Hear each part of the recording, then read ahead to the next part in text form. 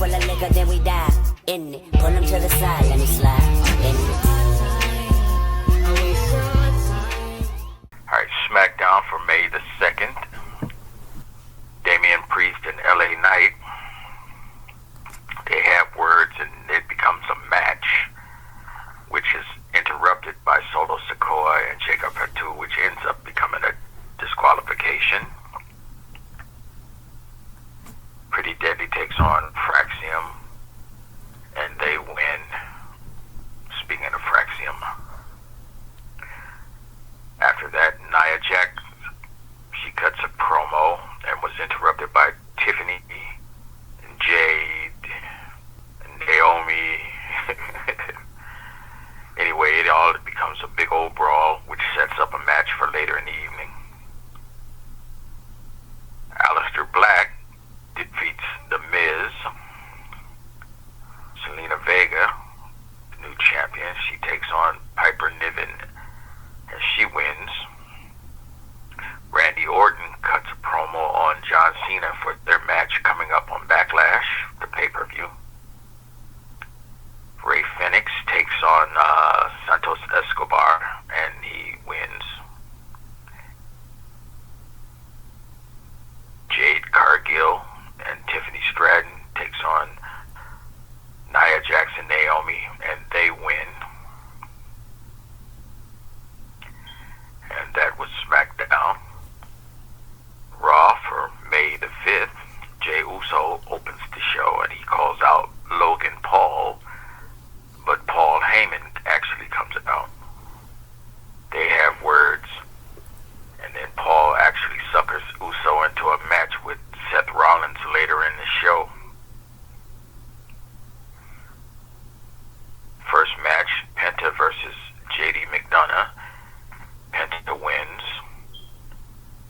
Sheamus defeats Austin Theory. Becky Lynch comes out to cut a promo, and Lyra Valkyria interrupts her and they battle.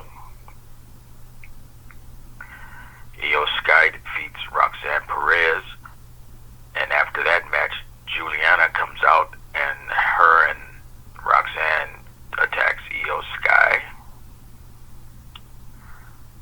Rusev takes on Otis. He beats Otis and then he beats Otis's partner Tozawa, and then he beats Otis again.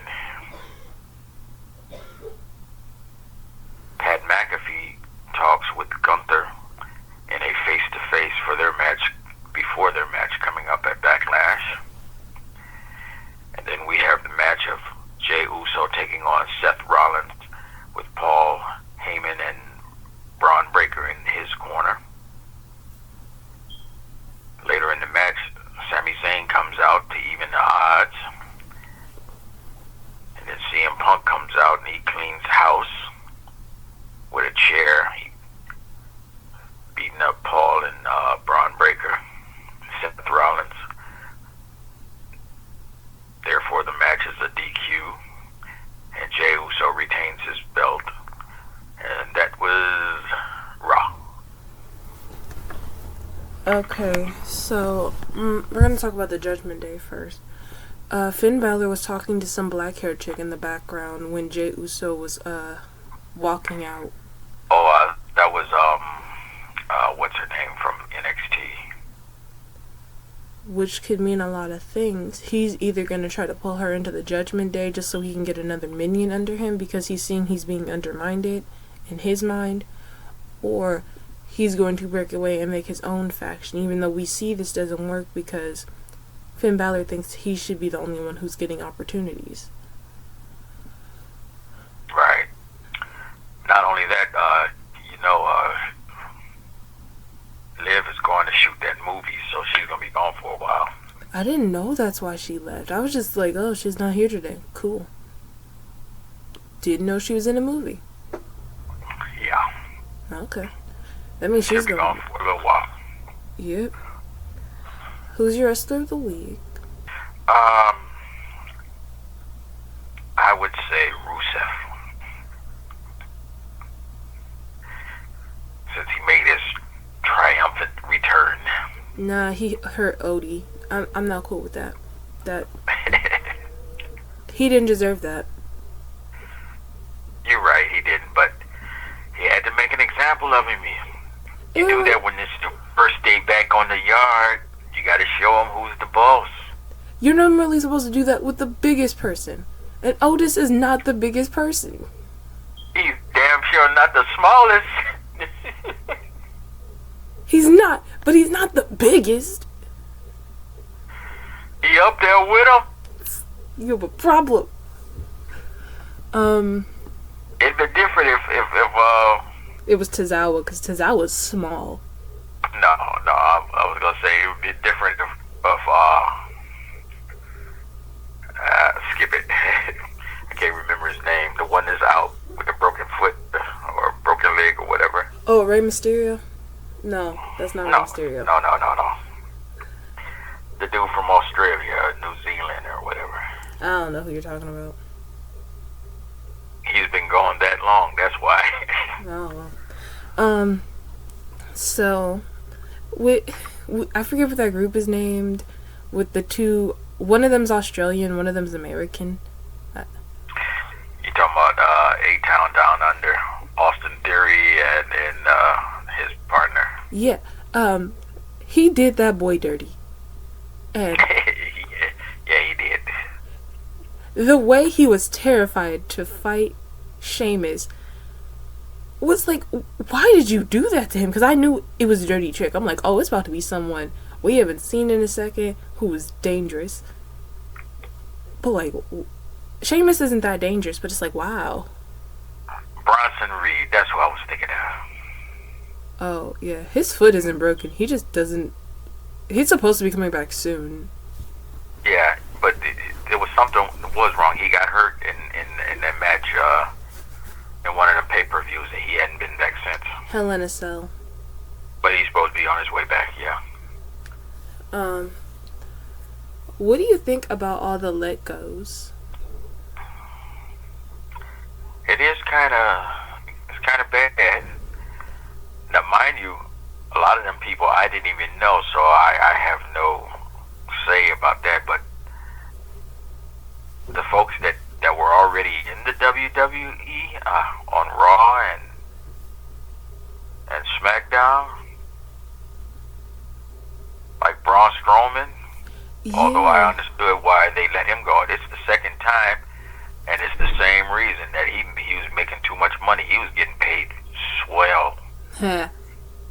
So I guess they turned him in and got 2 or 3 more wrestlers, for the price that they were paying him. But I'm assuming. They also let go of one of the big head girls. Didn't know they were going to do that. But, like, we haven't seen them in a minute causing chaos anyway, so it's like, Did y'all have a story for them, or did you not? That's a question I have. But they also let go of the one black girl from NXT. She was a tag team with the other girl. I forget her name. Yeah, I know you're talking about Katana and Carter. Yes, and I'm really mad they let her go. Because, one, the division is, like, in Raw and SmackDown, the division is already trash when it comes to the women's wrestling. So, to let that go is really... Y'all really don't know what you're doing. And... y'all just want it to stay in shambles for the women's, because you let go such great female wrestlers, and then you only boost the men, and you're not even boosting the men properly either. So I feel like they're just doing this to be money hungry, and it's just like they're losing out on a lot of great opportunities because they're thinking of the money now instead of thinking of what could happen in the future. Jey Uso's fight against Seth Rollins, I will say he would have lost if the others didn't jump in with him. You're right. He was overwhelmed. And as a He champion, was not prepared or any of that. as a champion, he needs to be aware of everyone who could be coming at his neck. He needs to know their movesets. He shouldn't be focusing just on Logan Paul. He should know everyone. and I would say this for any person too, because they have all focused it on one person at a time, which is not smart because anyone could sneak you very quickly. And with something like that, you could get got randomly in a big pay-per-view, which has happened before. I want to change my wrestler of the week. Who is it? It's that guy on the Morgan and Morgan commercial that they advertise. He looked like a zombie. Why they cut his eyes out? I don't even know what you're talking about. Watch wrestling tomorrow on SmackDown. It's not a commercial. It's the paid promo little thing. Oh. They show they say this portion is brought to you by Morgan and Morgan, and they show this guy standing there, and his eyes are missing. It looks like it's a zombie lawyer firm. I see. Okay. Oh. I noticed it a couple of weeks ago, and then I see it every week now. I cannot unsee it.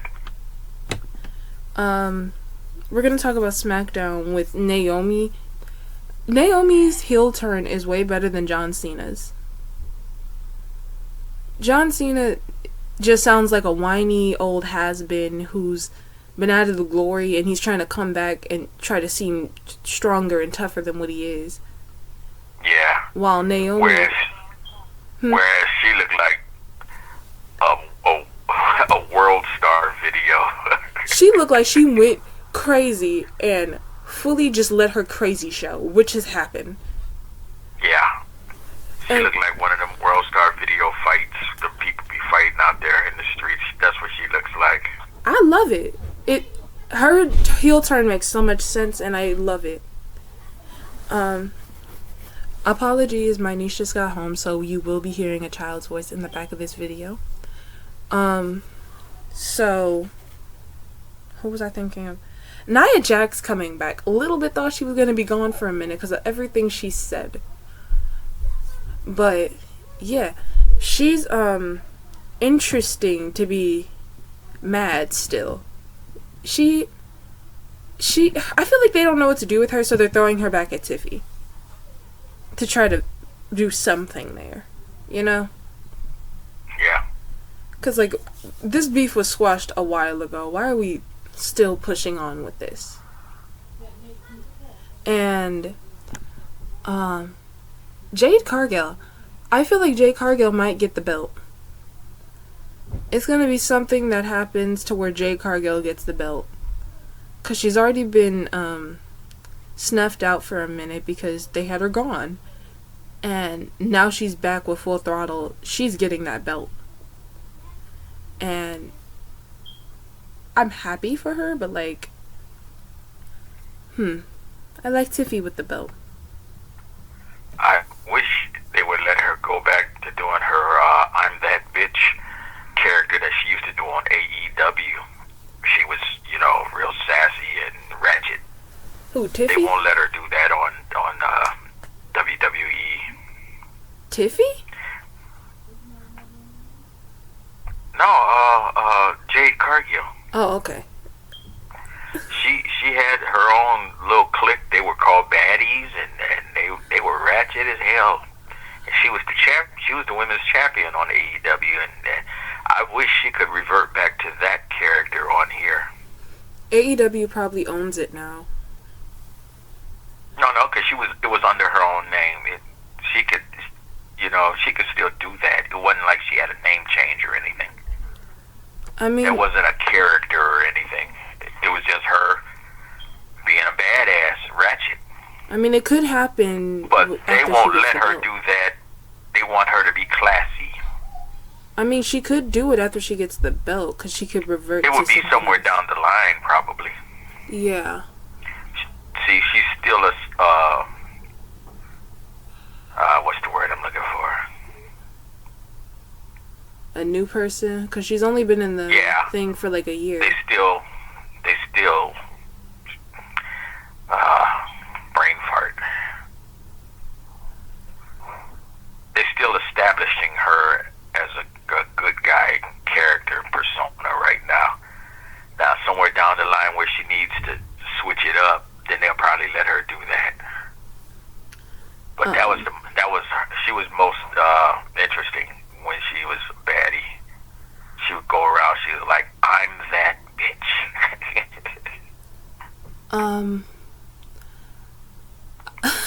the New Day. I know they didn't wrestle, but I'm just like thinking about the New Day and them having the championships. They haven't really done much with them, which is like, why have the championships if you're not gonna do anything? Honestly, I think they're just holding them for the next people. Their placement holder. probably, but that's just, I don't find that fair because the New Day is great. They're good, and you could push another storyline with them against Biggie, even though Biggie will be out.